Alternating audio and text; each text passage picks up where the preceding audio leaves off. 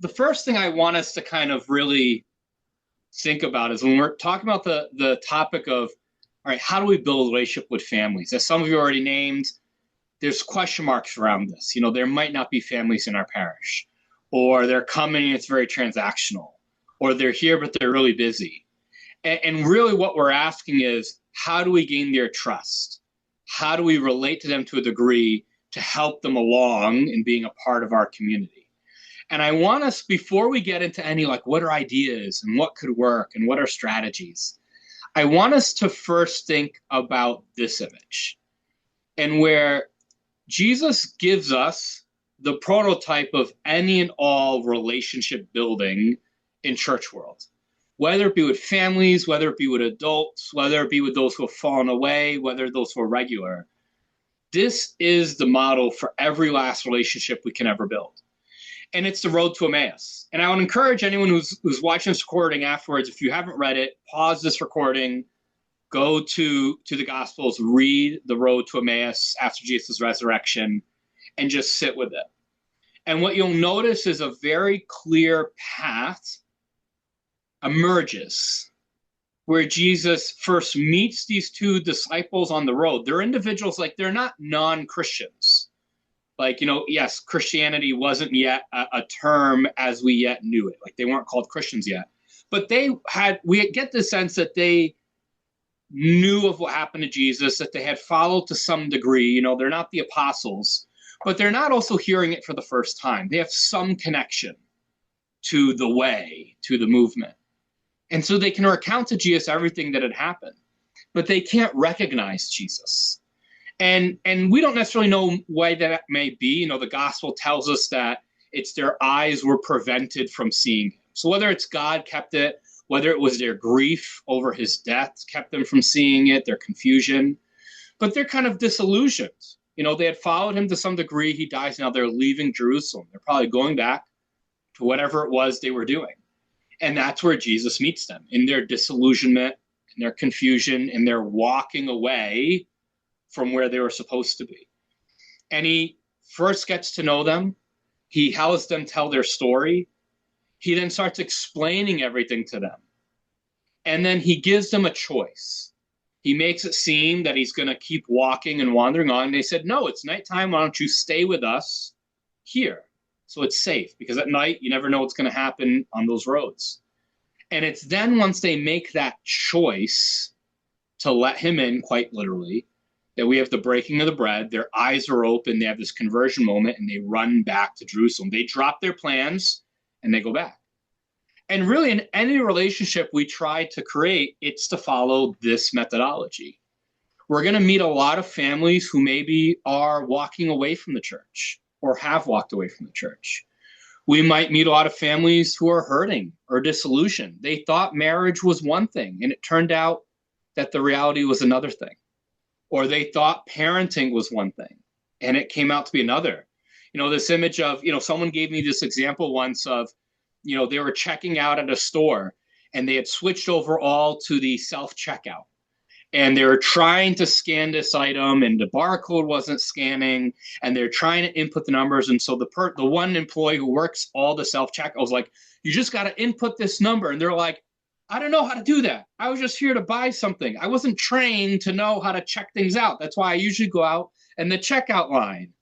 And he gave that example as to saying, I feel like sometimes parents feel the same way. Like we're telling them, raise your kids in the faith. You're the first teachers in the faith to do it. And they're like, I wasn't trained to know how to do this. I wasn't trained to know how to teach my kids in this. I'm trying to just figure out how to be a parent, how to be married, how to have a job. And so one of the first steps that we have to think about when we're saying, how do we build a relationship with families is, well, do we know our families? Do they know us? Do we know their needs? Do we know their wounds? Do we know their pains? The first step Jesus did was, what's going on? And they said, have you heard of everything that happened to Jesus of Nazareth? And it's a similar way, do we ask families and they say, don't you know what we're going through? Don't you know everything we have to deal with? But having the same kind of patience like Jesus did to listen, but also the confidence to first ask that question. So I want to use this imagery of the road to Emmaus to kind of guide our conversation of how do we build relationships with families. Let's use the road to Emmaus as that kind of model. And I would say that there are three things we need to consider. When we're saying let's build better relationships with families, well, who exactly are we building with? Do we know who our families are? Do we know what their needs are? Number two, what exactly are we building? So when we say we want to build a relationship with you, what do we mean? Like, what are we actually trying to do with them? And number three, well, when should we build this? What times in life, what times of phases they're going through are kind of the most opportune to maybe build those relationships with? So that being said, a question: how would you describe the families in your parish? If you had to kind of summarize and generalize, like, yeah, these are the kind of families that are here, how would you describe them?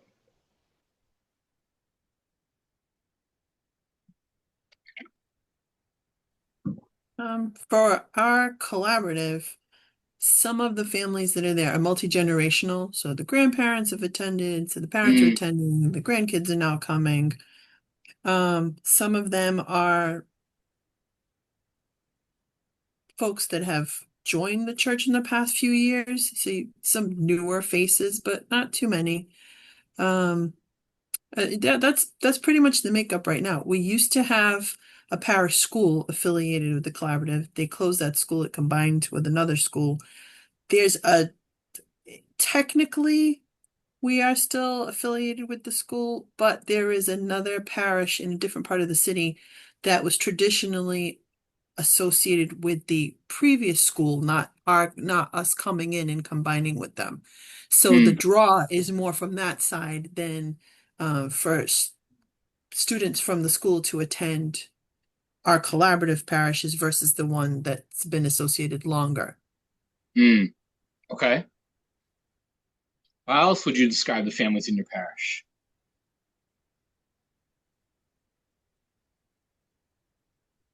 Well, I worked with religious ed for quite a few years, and I found I did connect with the parents of children that had special needs. We seem to have a lot of grandparents raising grandchildren without the parent involved. And I found a lot of them would come because they wanted their grandchild to know the religion. And so that was a good connection. And a lot of them wanted to become involved because they wanted to be with their grandchild. And I find a lot of that grandchild, grandparent relationship, at least it was at Our Lady of Grace. I'm not sure about the two other parishes. I'm just starting to get to know them. But that's what I found. And any parent that really cared about their religion of their child would contact, we would have long conversations on how it wanted to be handled. Mm, And I'm finding we have a lot of younger um, younger parents, parents with children like maybe 6 to 12 coming to church because I'm seeing a lot of when I go to the 5 o'clock mass on Sunday, I'm seeing that children, which I'm happy to see. But that's what I see a lot of. I'm starting to know a lot more now because I'm starting to know a lot of the parents in the other two churches. But no, that's how I would describe the families in our parishes, besides being an older generation bunch too. yeah, Un- sure. Unfortunately, a lot of them are dying out. But Yeah. Anything else you'd say about your families? My families are very socially busy. There's a lot of extracurricular activities going on with the children. Those families that have multiple children means multiple curricular activities. And some families do try to faithfully fit mass into their schedules. And others, their schedule takes over and there's no time to fit mass into the family schedule. Um, Even some of our Catholic school families, they're socially busy in mass. There's no time for mass. Um, and sometimes I hear, well, we go to mass at school. I know you go on a holy day and you go on a first Friday or you do something like that. But yeah, I think it's the activity on the outside that a lot of our children are involved in that kind of makes or breaks the availability to get to a mass. Yeah. I agree with Benny. I find that also that, when you talk to parents, especially setting up CCD, we can't make it. I mean, they're on travel teams. It cost me $3,000 to set up my kids in these sports, and we just can't get to the church. And I do find that one of the biggest concerns on why they're not going to church, or being part of the community. Yeah. Yeah, it's really important that the first step we really take is kind of naming and understanding who are we exactly trying to build a relationship with. I give this example. If I was working with parishes in one of our cities, and we're trying to identify, well, how do we minister to families? And so one of the things we did is we helped them with some tools, understand the demographical makeup of their parish area, parish like regionally. And we found that the highest saturation of families or family type was single parent households that just happen to be around their parish. That's a really important detail to know, because if you know that the vast makeup of families in your own geographical areas is a certain makeup like single parent, that's going to present certain needs. That's going to present certain desires, certain pain points, certain support that they're going to need. And that's a great opportunity for the parish to walk alongside them. But that might look very differently how you might cater things than if they were a little different. And so really sitting down as a parish and saying, well, who are our families? Like, it's one thing to say, do we observe them? It's another thing of like, do we actually talk to them? Do we actually know their needs, their pain points, their hopes, their desires? And can we specifically design things that help them with it, as opposed to general things that they may simply not come because A, they don't know about them, or B, it doesn't actually help them. Like, there might be a lot of things we output to try to get families to come in, but they're not going to be things that develop the outcomes that families really need. Like, that's a nice activity. It's a nice output, but this is my need. It's not going to help change my outcome as I need it. So to really refine, you have to consider who your people are. I'm going to share a couple of data points in general from our region. So we done a survey a couple of years ago of just people in our region to try to capture non-churchy people. And one of the questions we asked was, what challenges do you face in your life overall? Now, this includes families and includes some non-families. So it's a mixture, or I mean, maybe non-parents per se, or people without children. But the top things overall that people shared in our region was managing finances, their physical health, their mental health, and simply finding time for themselves. And we found too, even when you kind of delve into a certain level with parents, is there's a sense of so much of my time is geared towards my children and their activities. I don't care for myself. Or there's a general concern of, is our family going to be okay later on because the financials might be unstable, for instance, as an actual example. We also asked them about their faith life, about what they can think about Jesus. What is their relationship with Jesus? And we asked them in terms of three ways. Do you believe that Jesus existed and that he's God? Do you believe that Jesus existed but he's not God? Or do you not believe Jesus existed? And about 70% of respondents said that they either believe Jesus existed but that he's not God, or that he didn't exist at all. That means that only about 30% of responses believe that Jesus is God.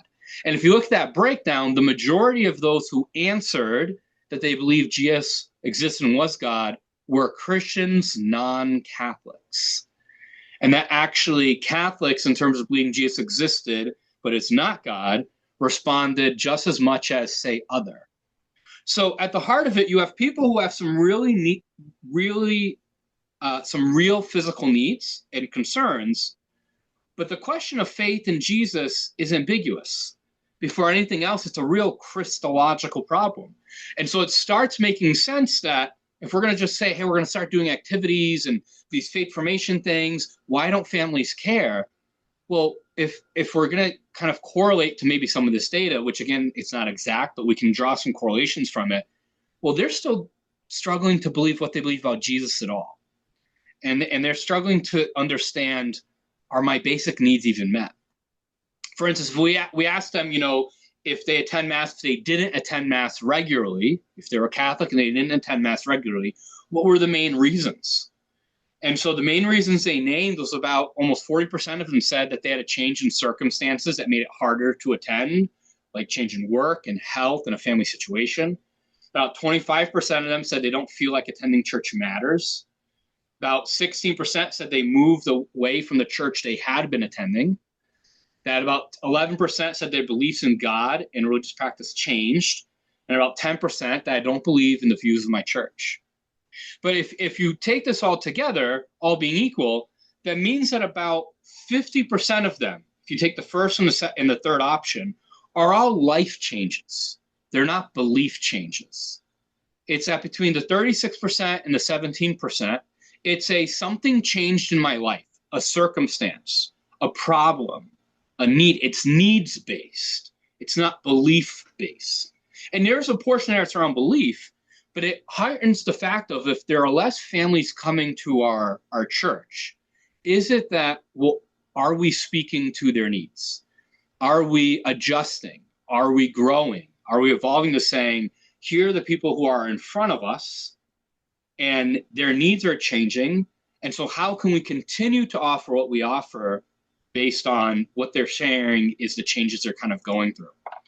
And so one of the questions I have for you guys is, well, how do you get to know your families currently? What are ways that, not just in terms of like what we observe, but what are ways that you actually try to get to know the families, especially families with children in your parishes?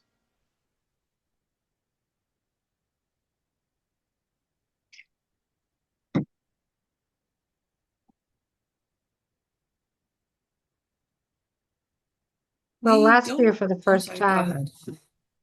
I changed the way we did registration. So prior to last year, families had access to the registration form. Last year, I turned off all their access and they had to call me directly if they wanted to register. And I took the time to have a conversation with each family who called. And they pretty much all called if they wanted to register. And it gave me an opportunity to kind of check in with those families. That I had never many I had never spoken to before, but many more I see in the church because just my schedule makes me very available. I'm at just about every mass during the weekend, and I'm hopping around, from pew to pew saying, "Hey, how are you? Nice to see you. Oh, I missed you last," getting to know the family. So that's how some of the things I've done. Great.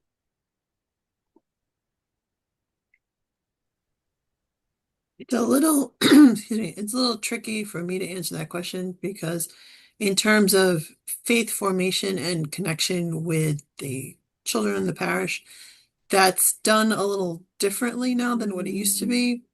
Much of our faith formation is online. The in-person faith formation classes are for the First Communion students and for confirmation students, and everybody else is interacting more on the computer. Occasionally, I believe that there are opportunities for sort of like a meet and greet, check-in type of event after our 10 o'clock mass on Sundays, but there's nothing, I don't believe there's anything consistent in that way.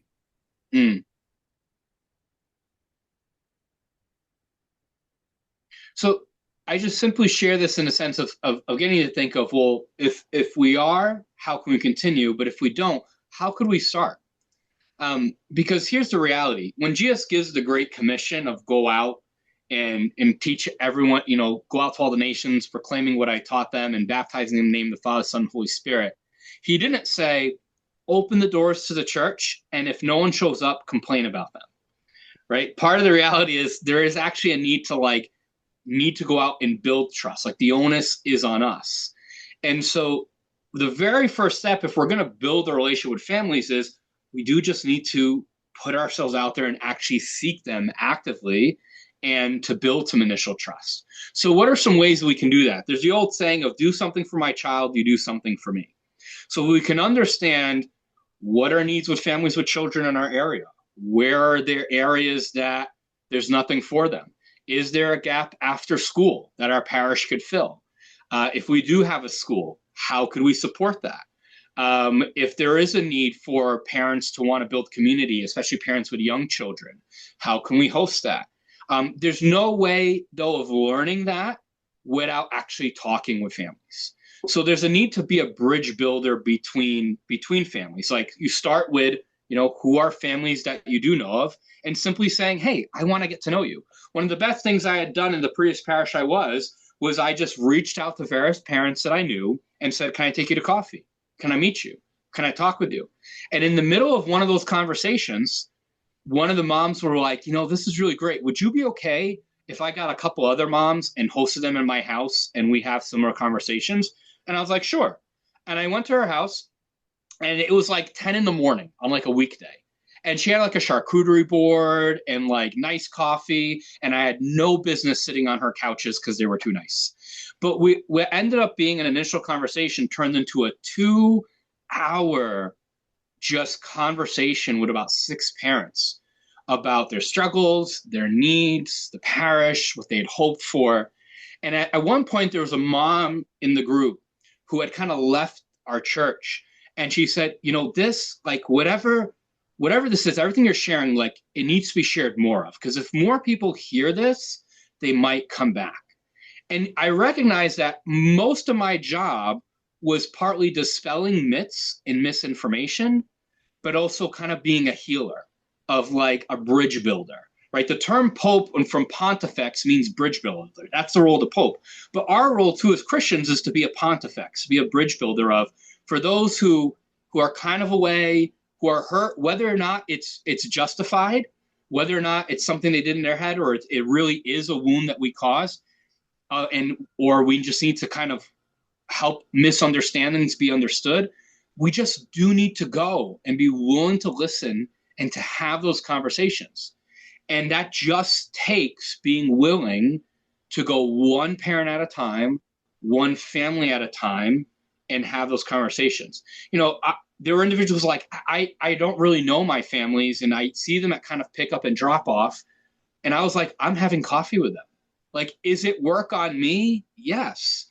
But you can't make up, there's no other replacement for that's possible. And yeah, we can talk about ways that are sustainable to do that. How could that be a ministry? How could that be a team approach? How can we find other families could be mentor families that could reach out and build relationships with them? And we'll talk about other areas of opportunity as well. But what is it that maybe our families need that our parish can fill a need for? How can we build the bridges with families and reach out to them and get to know them one at a time? How do we know the family types in our area? So I referenced before the parish who had a really big saturation of single parent households. Knowing that is really key to knowing what we're going to offer. How do we build opportunities to talk with families one-on-one? So I gave some examples. Betty just shared some examples of when they called for registration. There's a great resource from Faith and Family Life Catholic Ministries. They have a resource called Formation Pathways.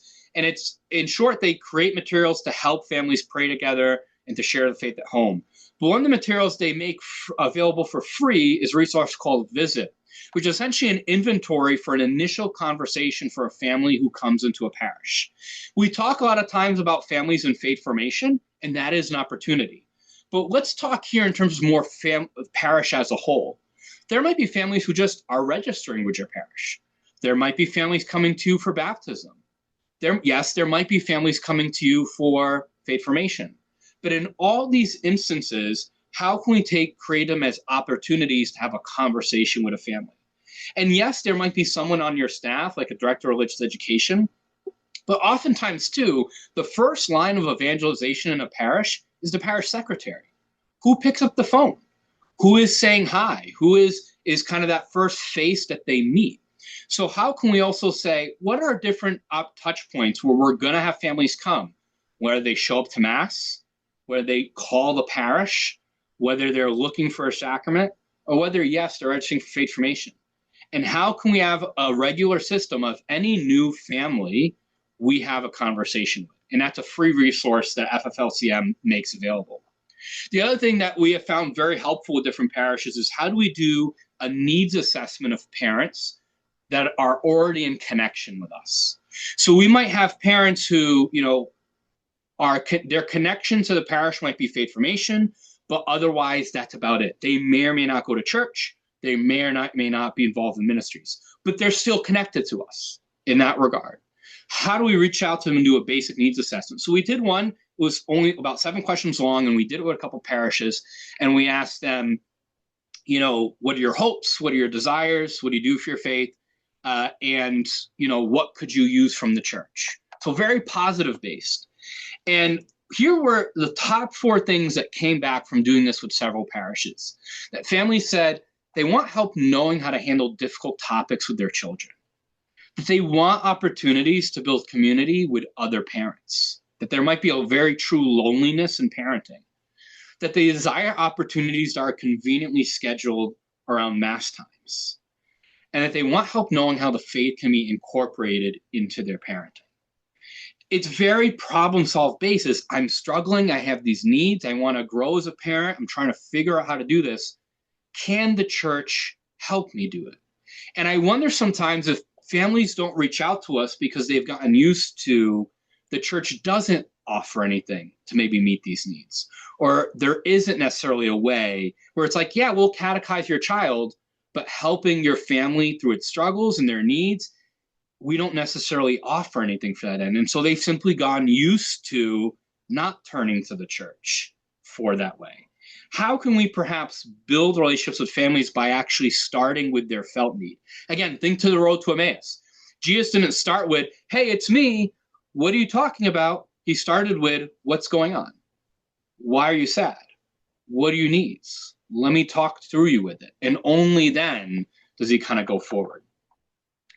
So let me ask you guys this question. So what do you currently do to minister to the needs of your families in your parish? What are some ways that you're like, yeah, this is really a need we've noticed in our families, and this is how we're trying to maybe speak to it?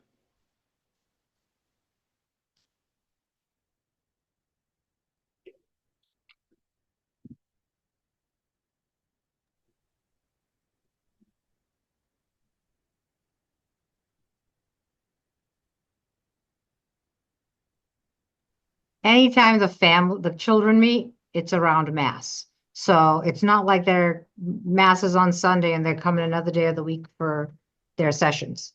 We have Mass, and either their session is during Mass with our children's liturgy of the word, or their children's session is before Mass, like our middle schoolers, or their session is after Mass, like our high schoolers. So that was a need that parents kind of, it was different, but they liked it because it was like, oh, I only have to come once and I can do Mass and their session. That was a need that was met, that many people have said, this has really helped. I don't have to come here twice with 3 different kids. Yeah. No, Yeah. it's a very All fair on point. Sunday. Yeah, it's a very fair point. I mean, how can we make it easy for people to succeed? Right? If we're saying we want you more at Mass, but we also need to form your child for a sacrament, you need to be prepared. How can we make it easy for them to succeed by simply scheduling it to make it the best use of their time? Yeah, absolutely. Any other ways that your parish tries to work to minister to needs of families you've identified? Well, I know we have a St. Vincent de Paul, and they help with, the struggles of financial needs that way. We have prayer lines that we have boxes that they put their prayers in, people like that. Um, um, um, I'm not really I understand what the ministry, so different ministries we have. Um, I'm not sure if that's what you're looking at, but those are families like maybe they belong to our church, but they don't attend. So we got to get them in to try to, like you're saying, on the road to, um, what can we do for you to help you better get into our community? Is Yeah. that what we're trying to do? Yeah. So, I mean, ministries and ministering let me just, maybe clarify. So ministries are usually developed in a parish after saying, hey, there's this need, so let's create this ministry to address it, right? But anything that we are doing to people is to minister to them, to their needs. So the question in that regard, I think maybe to your question, Jane, is one good practice is saying, well, if we're trying to minister to families, do the ministries we offer actually align to what families need? Right? If we're identifying, a goal of ours is to better reach out to families. It could be that there are a lot of good ministries, but they're not actually speaking to the needs of families, and that's why they're not using it. That could be true of existing groups and parishes, existing faith formation programs, and that's not knocking any of them, but it is a good, healthy thing to do to say, who do the ministries our parish give actually serve? Are they serving insiders, people who are already here, or are they serving outsiders, people who are not yet here? And don't get me wrong, the people who are there should be ministered to. It's just acknowledging that the people who aren't here, if that's our goal, they might not automatically want to use the existing ministries, A, because they may not know about them, or B, it doesn't fit their need. It doesn't speak to what they actually need. And so part of this is kind of discerning, who are we actually trying to reach? It's naming. We're going to commit to saying, this is actually who we want to reach. We want to reach this kind of family. Okay. Are we in conversation with them? If we're not, how can we become in conversation with them? Once we're in conversation with them, what do they need? And then how do we actually generate outputs from our parish, ministries, efforts, events, opportunities that'll actually create the outcome of them being here and becoming in a relationship with us? It's about being extremely targeted, as opposed to saying, well, we have a lot of things going on, they're not coming. Well, they may not be coming because that's not what they want. That's not what's speaking to their needs. So there does come a level of being really laser focused with saying, we're going to focus our energies or even refocus. Maybe we'll stop doing this thing to start doing this so we can actually reach families. And it will be a matter of actually saying, we're that serious of maybe reaching a family. I mean, if we go back to the road to Emmaus, right? The first step was he met them on the road. The second step then is we're going to ask ourselves, well, what are exactly we doing then? So say, all right, we do make initial contact with families. We are able to get more information out there. We are able to build relationship with them. And we do that by having an outreach ministry, by having opportunities where we can become in a relationship with parents, where we do make it so that we do have one-on-one conversations with them, where we do have a needs assessment, even focus groups, sure, whatever it is. Well, once you actually have a family, what are we supposed to be doing with them? And if we look at what Jesus does on the road to Emmaus, like he meets them, what does he start doing? He starts explaining how everything in the scriptures points to him. He's tilling the soil with them. Why? Because he's getting them ready to make a choice, to let him in to where the breaking of the bread is going to happen. The ultimate goal of anything we do in our church needs to be to help someone to say yes to a decision to follow Jesus Christ. We are not a social club. We are not a community center. We are not a bingo hall. We are not a boys and girls club. Those are all great things. But our goal, our mission is to help people get to heaven by all means necessary, to help them know Jesus Christ. That is our end. Everything else is simply a means of helping people get to that decision point. And to the point where healthy parish ministry is about constantly discerning, what do we do as a parish that helps that goal and what doesn't? And the things that don't, we thoughtfully prune. And we focus on the things that do. So if we're to kind of outline this road to Emmaus in terms of like kind of a path, the very first step was Jesus invited. Then he evangelized. Then he brought them to a decision in the breaking of the bread. And then they went back to that Jerusalem's community. So we have to, from a broader standpoint, first, how do we as a parish build trust? You know, we're talking about families here, but what do we do to our broader community to help build trust with our community? How do we create personal relationships with the people in our community? How do we foster positive association with the people who live around us with the church? Do they perceive our church as a good thing? If our church were to close tomorrow, would anyone notice? In other words, how do we first build kind of an invitational culture? We're not always the best as a Catholic people at being invitational, actually wanting to reach out to neighbors or people around us, right? The best people to invite parents in are other parents, right? They're in those other spaces with them. Then how do we evangelize? Do we have moments in our parish where there are moments where they can encounter Christ, that they can share the basics of the good news we call the kerygma, that they're allowed to ask questions, to seek Christ, to be curious, and that in this process, we then invite them to a decision, to a moment of saying, yes, I'm going to make an initial decision to follow Jesus. And in our Catholic faith, we believe that the initial conversion comes at our baptism. But that conversion is not like a one-on-one, like I've been saved and I'm good. But rather, conversion is ongoing, that we first have an initial yes, but we're constantly renewing that yes. And we constantly renew that yes in the sacraments. Every time we go to confession, it's a conversion. Every time we receive communion, it's a conversion, right? And that lastly, once you make that decision, that you're apprenticed in the faith, that you're mentored in the faith. I think we jump too quickly to let's teach everything about the faith, as opposed to there will be a desire to want to learn once you've made a decision that, yes, this matters. But until you make a decision that this matters, we're going to be kind of fighting some of these challenges. So if we're saying, well, there aren't a lot of families coming to church, that can be interpreted as they don't see the value. It's not important to them. So we need to have ways to help them see the value. But we can't do that if we're not in a relationship with them. So if one of the first things we're saying is they aren't here, the very first step is, all right, we need to find ways to invite them.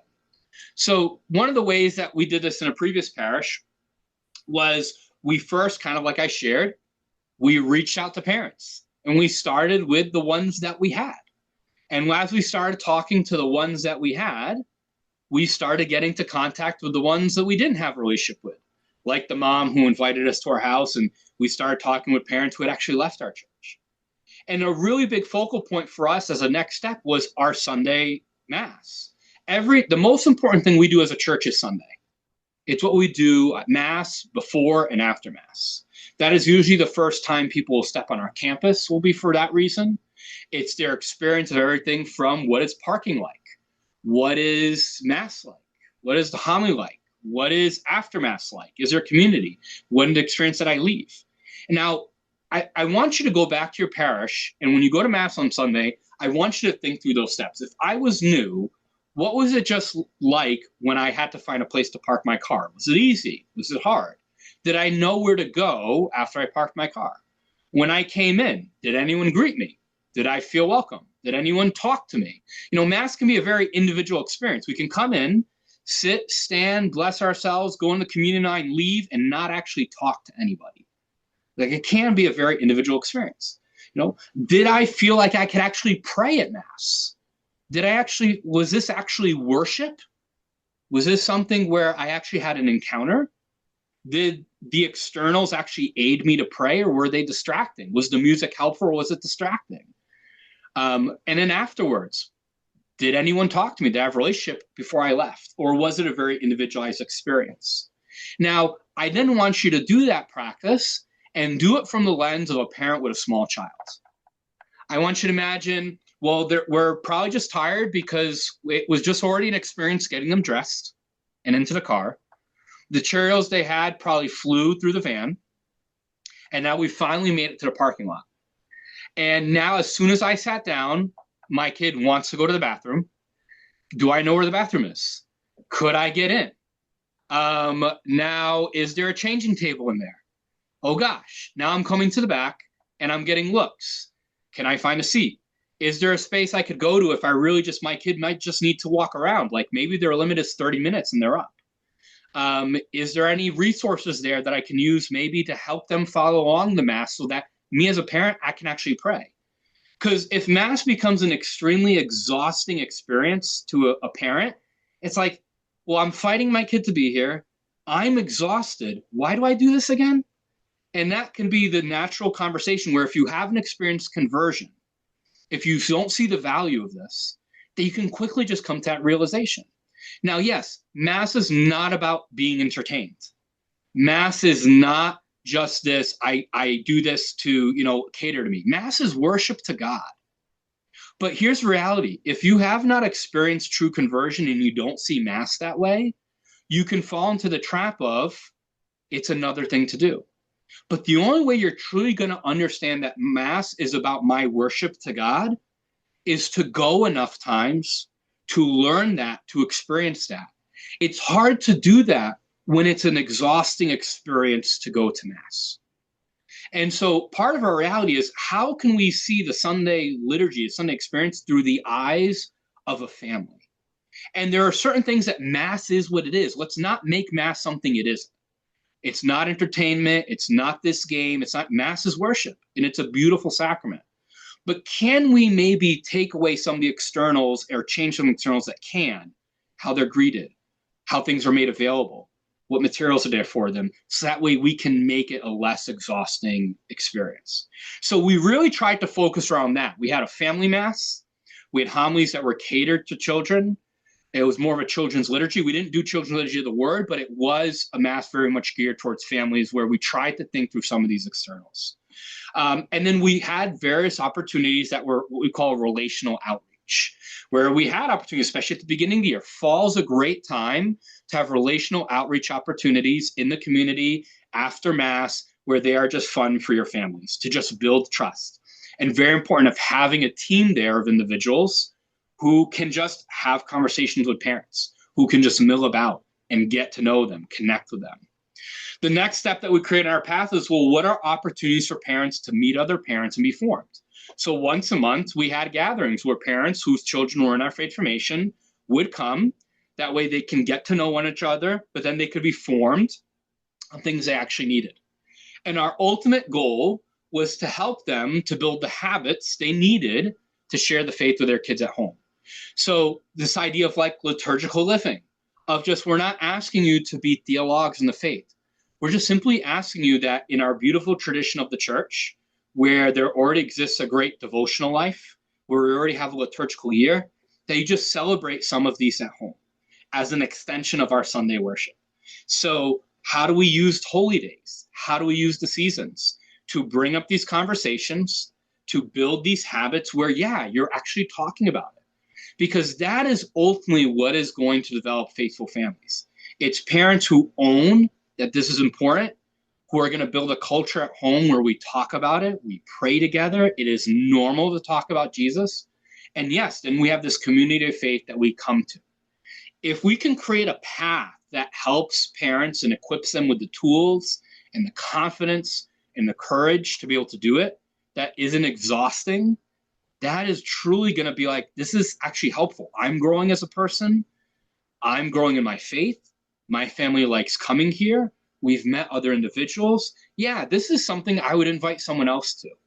And that becomes, again, now it's becoming invitational. So the thing I would ask you guys to kind of do from here is sit down yourself, with your team, with other individuals, and say, in these four kind of buckets, what do we do for our parish, for families? Is there anything we do that helps invite families? Is there anything we do that does help evangelize families? Is there anything we do that invites them to make a decision? And is there anything we do that actually helps form them? And so if you're not sure where to start building next, just pick one of the steps. Just say, hey, we don't have any of these. So we're just going to pick one of these steps and build it. Maybe we're just going to pick a way to evangelize the families we already have. Or maybe we're just going to pick a way to invite families in our community. And we're just going to build one step. And then next year, you build the next step and the third step. But the more important piece is to just begin. So, and that being said, I want to ask you one final question is, when in your life as a parent did you wish you had the most help? When do you wish you had help as a parent?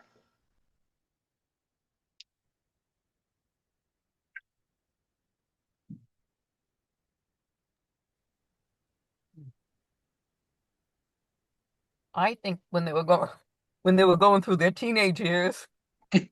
Um, could have been difficult, with all those hormones, and I had two boys, and you know, keeping them out of trouble.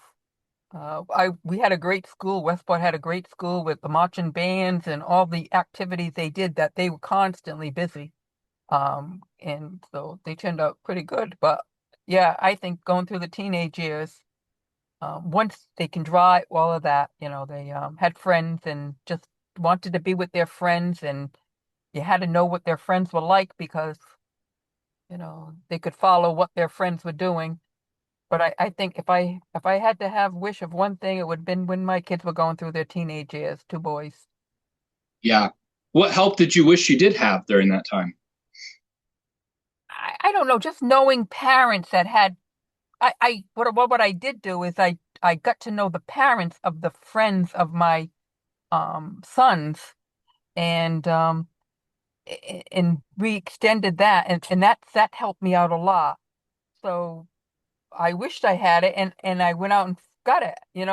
So I guess Hmm. that's like the end of that. I don't know. Maybe it's not the right answer that the Hmm. question is asking, but that's what I did need because I didn't want my children, which sounds kind of snobbish, around kids that were doing drugs or alcohol, and that was a big thing with alcohol and or just the wrong crowd, I guess I'm saying. But some of the kids that my friends had were the wrong crowd, but Connected at your front they door. turned them around, you know? Yeah. A message was Yeah. So finding help, just knowing other parents Yeah. who of the same age kids. Yeah, that's fair.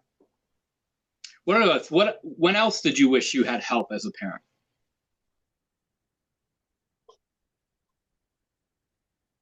I agree though, those middle to high school years, um, when children are beginning to understand who they are and what they want to be and what they want to do.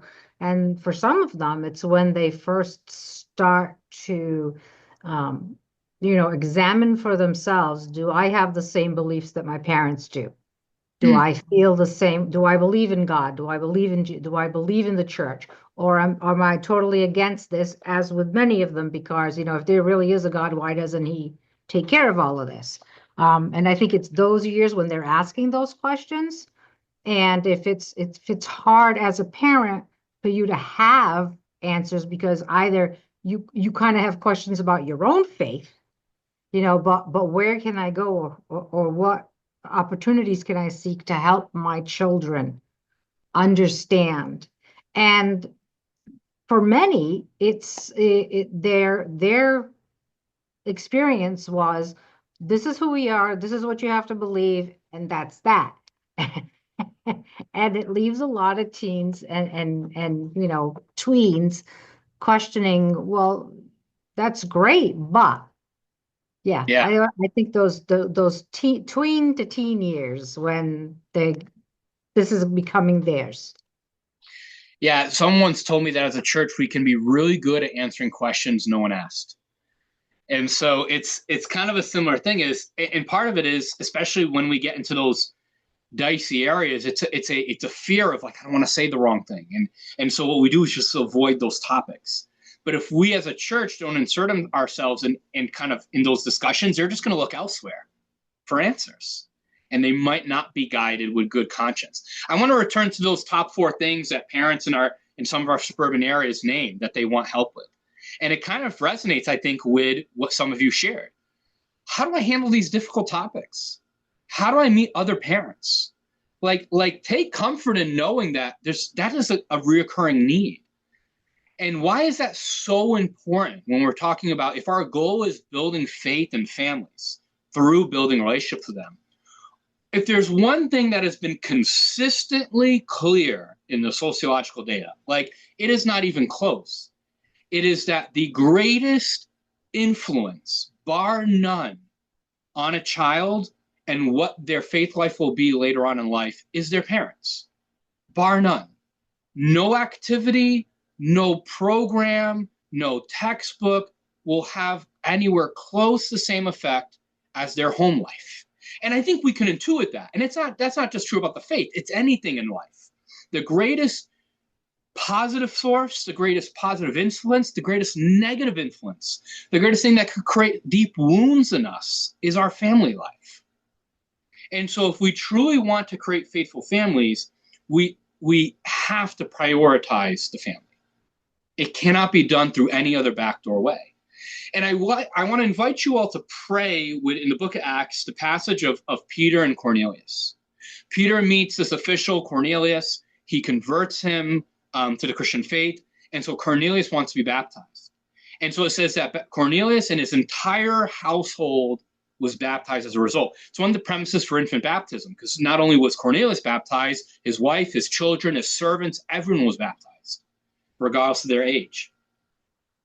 And so the reality is this: who is your Cornelius? Who is the person you need to reach, that once you reach them, you have the whole household? That's really what you need to sit down and say, if we're going to reach families, who's Cornelius in our families? Is it the single parent? Is it that we have a nuclear home, so it's mom and dad? Is it dad? Is it the grandparent?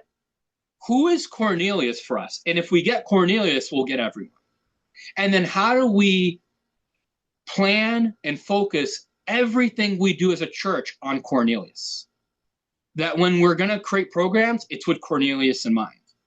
That when we develop communications, it's in a way that Cornelius is going to understand them.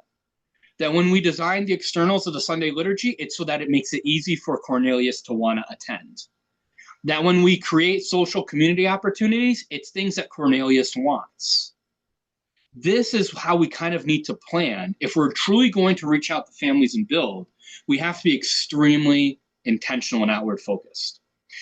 So that way, as some of the sociological data shares, is that if we have then parents who not only just walk the walk, but regularly talk about the faith of their children and have strong relationships with their children, to have implemented life standards and a warm relationship, that those are the characteristics of the kinds of relationships that are going to be most conducive to faith transmission. And so how can we then equip them to do that? So in this regard, I want to leave you with this. If we talked about who, all right, do we know our families? First step is, do we know our families and their needs? Are we actually in a relationship with them? If not, start there. How can we get to know them? How do we can know their needs? Step two is, do we know what we're doing with them? Do we know that the end of what we're doing is to draw them to the faith? And can we design everything we do with them in mind, with Cornelius in mind? Step three is, well, when should we do this with them? What are what some psychologists call windows of opportunity? So here are some windows of opportunity where if you don't know where to start, in terms of, you can start with these areas of, we're going to reach out to families in these ranges and at these times and around these needs. So one of the windows of opportunities that psychologists notice is that in terms of child brain development, childhood brains are most ready for attachment within the first 5 years of development. They're most malleable, and that's what we usually refer to as, some psychologists, as attachment theory, which means that they're going to, kind of what we know, they're going to test boundaries and they're going to grow around where they feel safest, and that's where they're going to build the strongest attachments. So the old cliche of, like, there's a book of, like, Are You My Mother? And it's this little bird that's hatched and he's walking around trying to figure out which animal is his mother, right? It's a cute way of attachment theory. Well, we know in the first 5 years of life, children are most apt to be in attachment through the context of a relationship. That's also some of the hardest times in family life, especially when it's your first kid. So how do we support families with children ages newborn to 5? What are we doing for baptism prep? There are a lot of churches that don't really do much for baptism prep. They might meet once and that's it.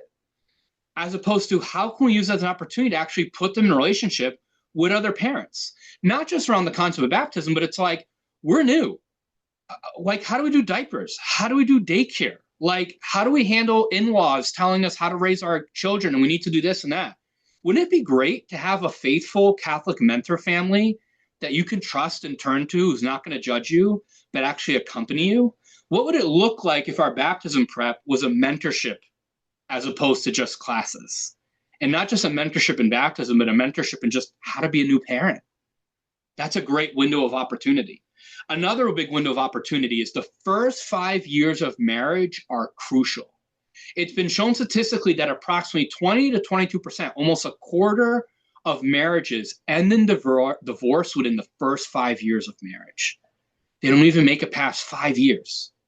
So imagine you're married and within the first 5 years you have a child. And so now it's the most crucial time in your child's development and the most crucial time in your marriage. What are we doing for you as a couple? How are we supporting you as a newly married couple? How are we helping you with a newborn baby as a newly married couple? How are we mentoring you? How are we helping you with self-care in your marriage?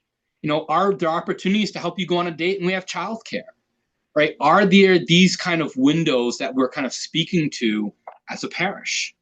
What are some other kind of windows of opportunity? The importance in friendships and influencing decision-making really kicks in mid to late elementary. So between 3rd and 5th grade, I will start making a decision based on what my friends think. It's very, very crucial. So how are we supporting families in that kind of conversation with their kids, of navigating friendships and identity development?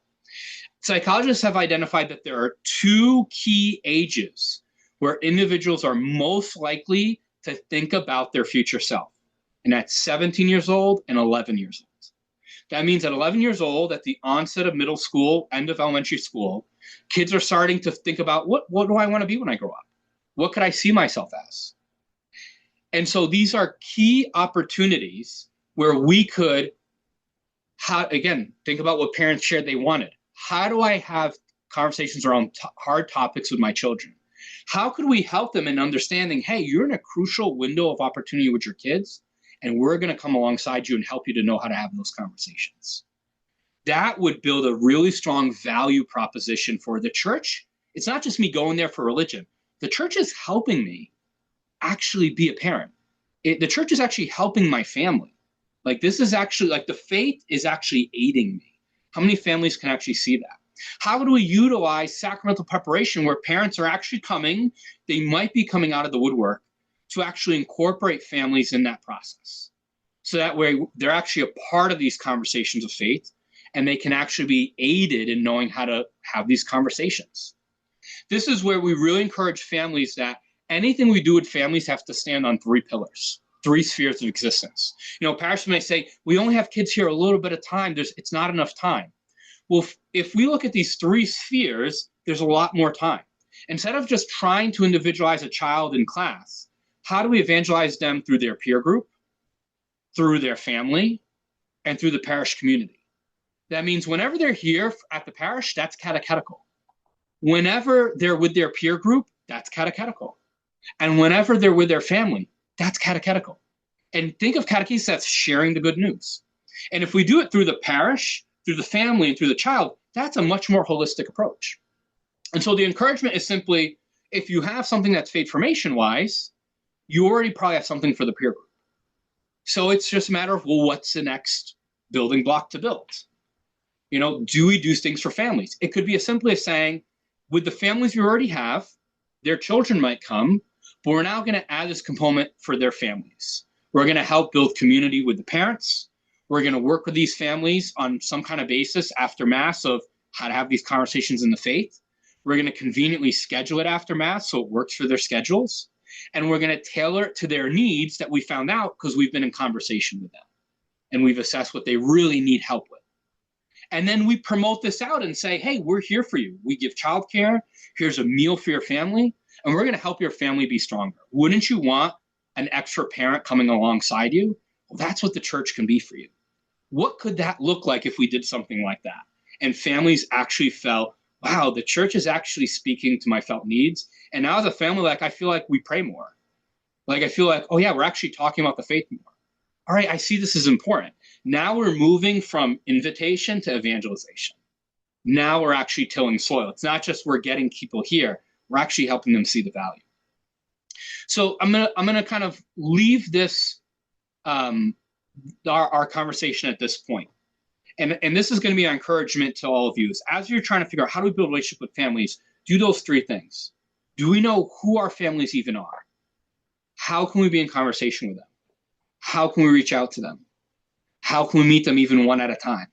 How can we create moments when they contact the parish, register faith formation, where we can have one-on-one conversations? How can we do a needs assessment? And then once you do that, what are we going to do with them? How can we respond to their needs? How can we create opportunities for them around Mass that actually helps their families? How can we help them be in opportunities of mentorship?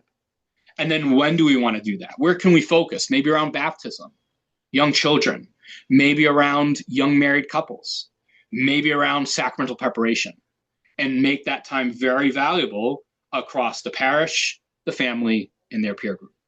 If we can work towards that, we create a much stronger bond with our families. And this first step is, if you're like, oh my gosh, this is a lot, is simply what the one thing that I would encourage you all to do as your next step is, how can I get to know my families better? Who can I talk to? How can I assess? How can I reach out to them? Once you do that first step, everything else will become a lot clearer, and know that we're here to help you guys be able to do that.